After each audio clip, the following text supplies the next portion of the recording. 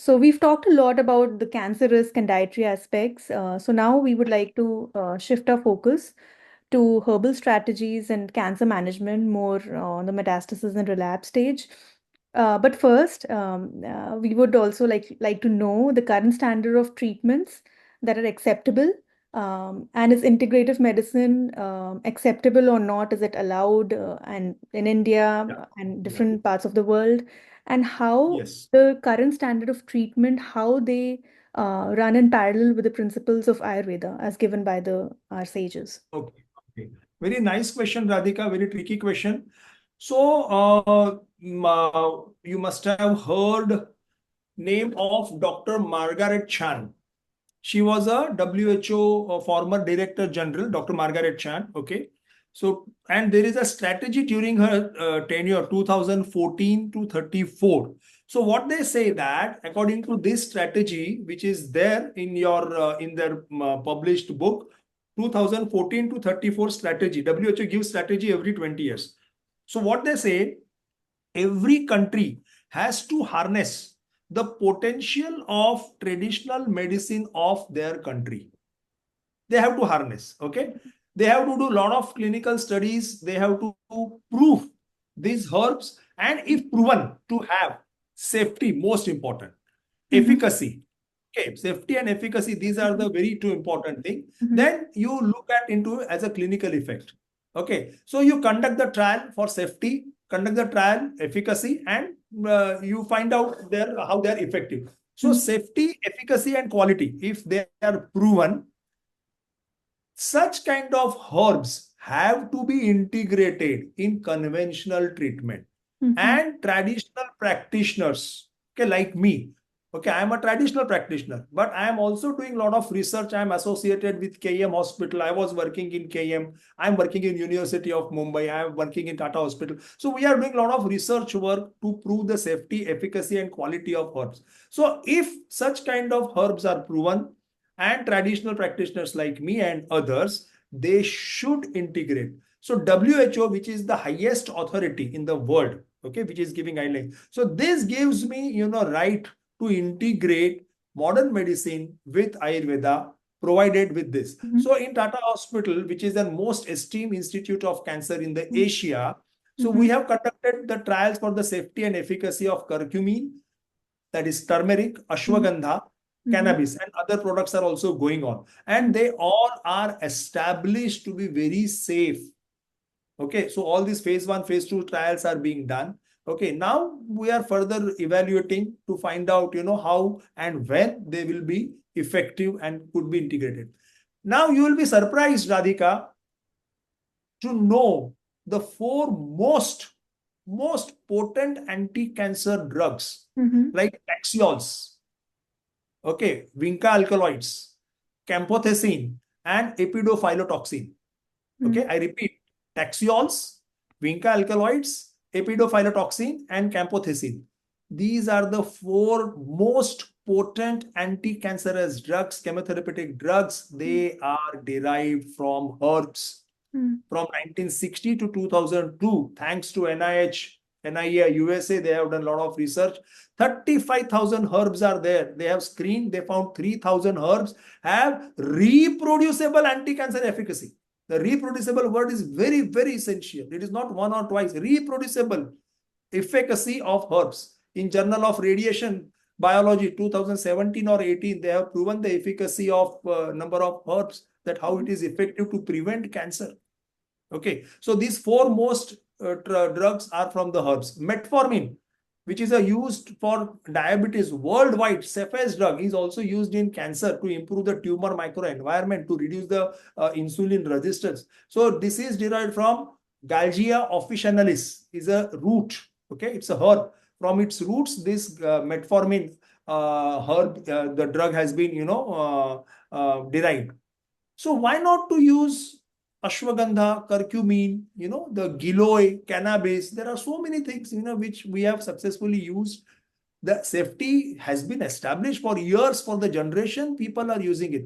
There are certain doctors in India, they criticize, they say that this giloy is toxic and not good for liver. But thousands of generations have used it. The data is there. So it is not at all, having any kind of, if used judiciously, if used correctly, there are no side effects. If you do not use judiciously, even water has got side effect. So science has nothing to do with it. You use judiciously. Paracetamol is more toxic than your any other thing, but paracetamol is used right, left, and center. Have you stopped using it? Have you criticizing modern science? No. So same, you use medicine judiciously, okay? You use fasting judiciously, definitely. So coming to the herbs, that I already established that WHO gives me right to integrate, okay?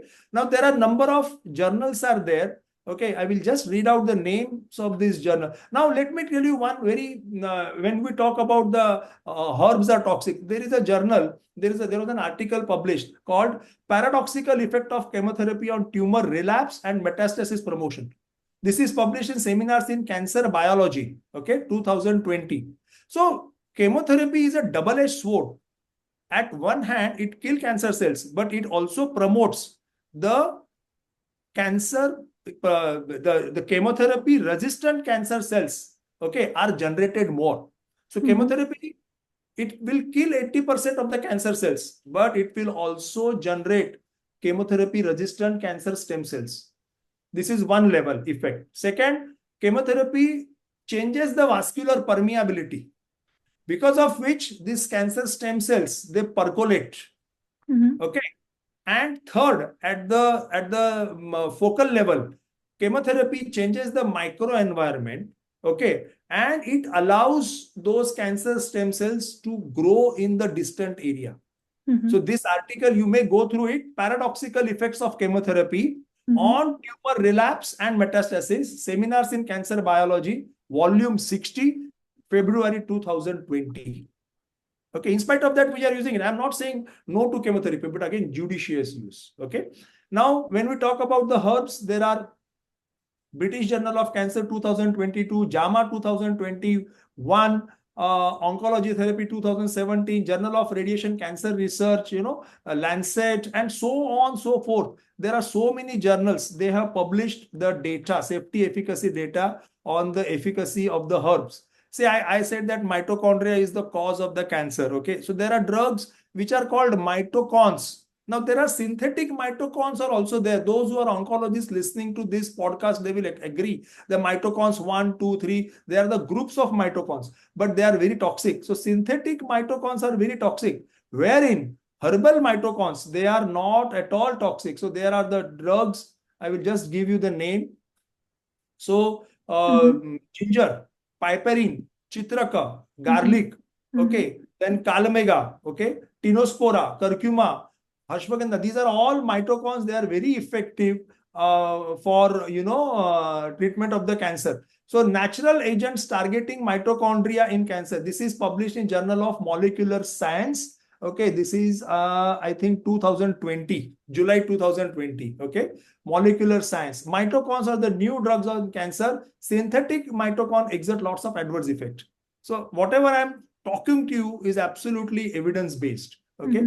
So Andrographis paniculata, that is Kalamega, ginger, berberis, okay, ashwagandha, curcumin, Cissus quadriangularis. These are all, number of the classes of mitocons. Now, I spoke about ginger. So ginger has got 6 gingerol improves the ectopic lipid accumulation. I mean, ginger is very good for improving mitochondrial function. Piperine reduces the cyclokine dependent kinases. Okay. Chitraka is very effective for HER2 receptor positive, which is very fast increasing growing cancer. So Chitraka is useful for that. Garlic is again useful for modulating epigenetic effect. Neem and Tulsi, they are again useful for, suppressing the cancer growth. Curcumin, all over the world, people have accepted that it improves P53 pathway. It causes apoptosis. It increases apoptosis. Ashwagandha, it reduces angiogenesis. It directly attacks the cancer stem cells. Okay, and there are a number of trials are done of ashwagandha with gemcitabine and other modern drugs, and results are excellent. So these are the various, journals, they have published the positive effect. In Tata Hospital, we have done trial on ashwagandha and curcumin, and we have got a good result of that. We have established the blood level of the ashwagandha and curcumin, and we have developed the formulation. Okay. So these are the journal is name is Onco Target. So these are all established target from the PubMed index, having a good index value. So Chitraka, they have given plumbagin kind, then curcumin, and I have got a lot of list of the drugs which are useful herbs which are useful for cancer. Cannabis, it acts on the mTOR receptor. Okay, cannabis when enters cannabinoid CBD, when it enters into the cancer cell, it actually kills cancer cells. It generates certain kinds of toxins, and because of which cancer cell die. Okay, so cannabis is not only useful for the relieving pain, cannabis also reverses the cancer process. It improves mitochondrial function. A Canadian study is published, a girl who was suffering from acute lymphoblastic leukemia. Okay, and she was on a deathbed, and because of the chemotherapy, she was in the hospitalized, and she was chemo-resistant acute lymphoblastic leukemia, and she completely recovered from because of the efficacy of good quality of cannabis. Okay, so very Canadian trial. It has been published in the journal. You can go through it. Okay, so these are the the efficacy of this thing. If you do fasting, fasting alone reduces 36% the metastasis and reduces insulin-like growth factor, reduces inflammation. Okay, so these are all safety and efficacy of the herbs and fasting. Yes, sir. Yes, so thank you so much for highlighting that. So it's related to herbs. When I took Okay. the Ayurveda course, we also learned like the energy with which a person grows the herb, or the muhurat at which that herb is being grown, or like person who's growing it, the soil that it's being grown in, and Yeah, even yeah. like the mantras that they say, those things cannot be standardized, but still like I'm wondering how those Correct. things will fit in this model. So what Ayurveda says that at the proper time, when suppose some plants are asked to, you have to take them when they appear flowering. So it means that they have optimum quality, potency at that time. Some plants to be plucked only at certain muhurat, because possibly at that time they have got the maximum amount of potency of Mhm. that active ingredient is there. Okay, because of we all are affected by the aura, the energy in and around our body, okay, and on this earth. Okay, so if you collect them in a proper way, and if you prepare them in a proper way, second thing, you're damaging to that plant. So if you do some kind of, if you ask beseech, and if you ask them to forgiveness, okay, and you are going to use that herb for the betterment of the health of the society, so definitely know that, because plants also understand, plants also have senses. Mhm. Okay, so see, if you there are so many studies are done, Gita Pathan or some other music is going on in the farms, and those plants, they are known to have good quality or the optimum potency. Dr. Mhm. Chopra, I think he has done in the USA, endocrinologist. He has done a lot of research on Ayurveda. Mhm. So when you grow plant accordingly and you chant mantras, so optimization of the potency happens, and that gives better result. But of course, in commercial, Mhm. it is not possible to make it in a commercial way unless somebody is determined and number of people come together. I am growing ashwagandha, you are growing curcumin, and if you all do in that way, then only it is possible. It is not that it is impossible, but Mhm. yes, one has to do in that way. Okay, sir. Along those lines, I have a few other questions. Um, Please.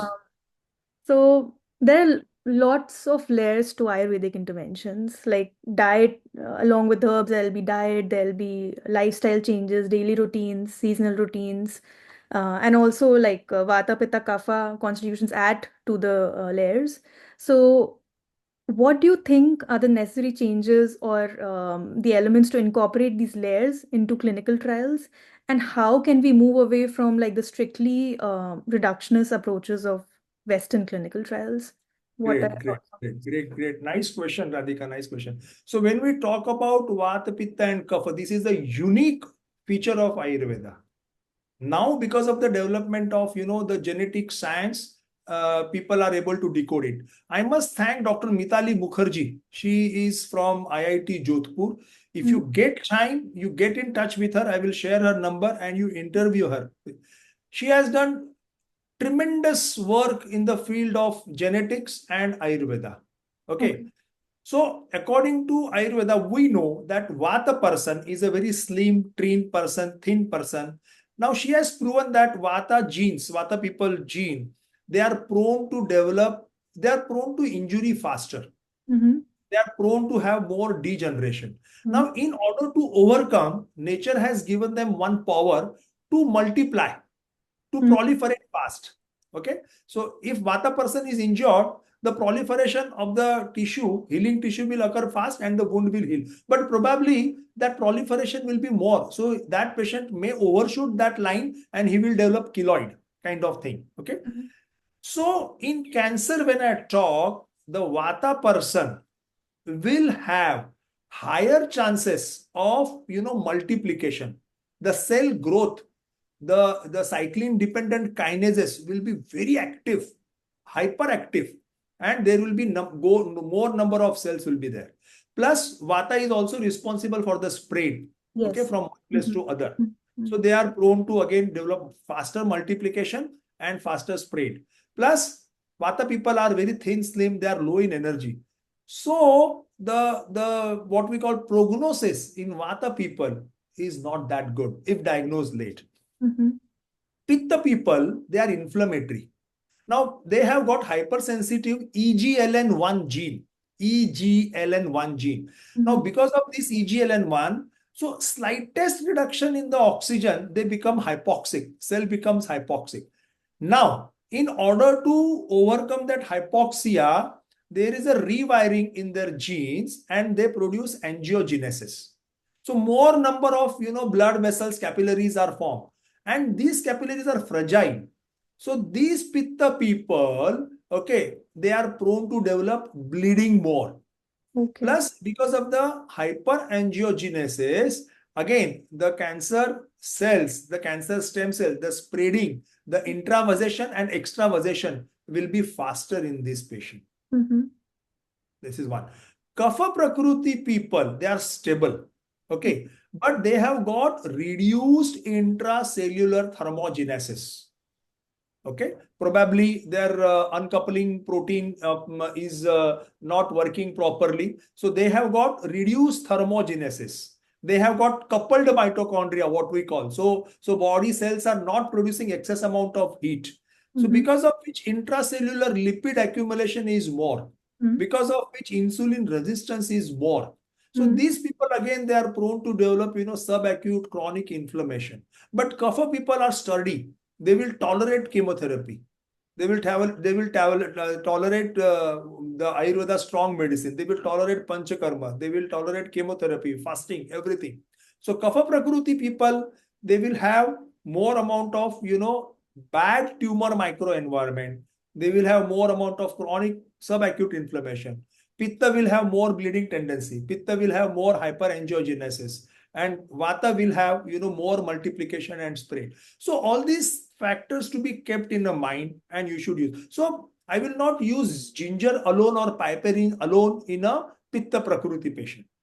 In vata prakruti patient, I will use some medicines like maharasnadi kada, which is not for cancer per se, but it controls vata. It is basically for joint pain and arthritis and rheumatoid, but I will use that. For pitta, I will use adathoda vasaka, adulsa, what we call. For kapha, I may use black pepper. I may use some Nigeria. I may use for methi. So I will add on these drugs. Okay, I will use chitraka for kapha. I will not use it for pitta prakruti. So this kind of the subtle discrimination, and that's why you need traditional medicine who has got this background of research and knowledge of both the sciences, Ayurveda and allopathy. Okay, so you must we must take into consideration of this vata pitta kapha while treating.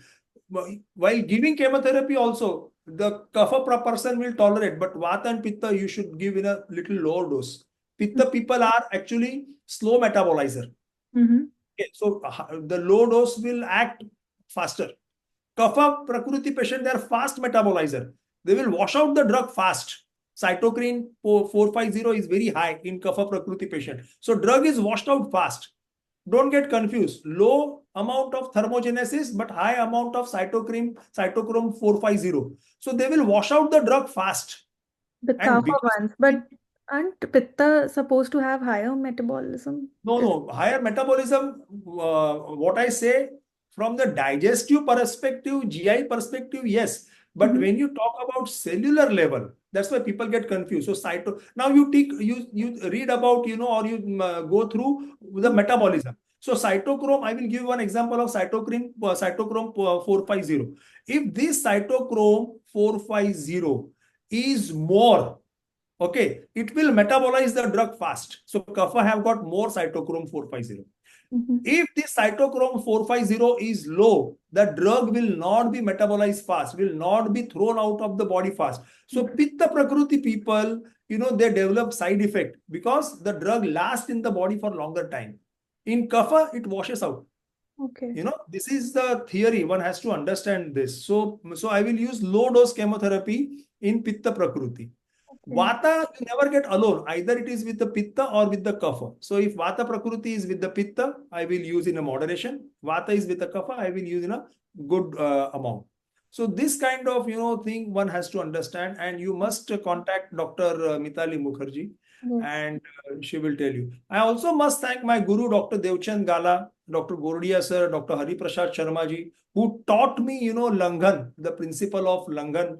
I know the award was given in 2016 to Japanese scientists, but since 1990 and before that, all these teachers, they are doing fasting treatment and they are giving good result to the patient.